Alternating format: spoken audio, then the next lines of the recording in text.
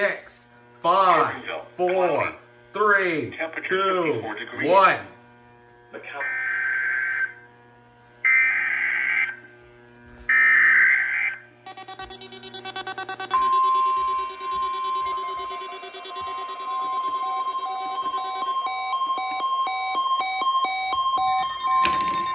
This is a test of the National Weather Service NOAA Weather Radio Warning Alarm System.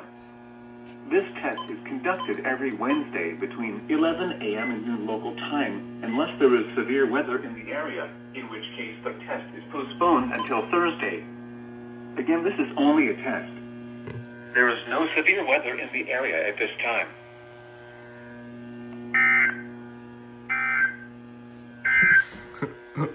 Here are the 10 a.m. South Texas weather observations. At Laredo, cloudy. Temperature 54 degrees, dew point 34, and the relative humidity 46%.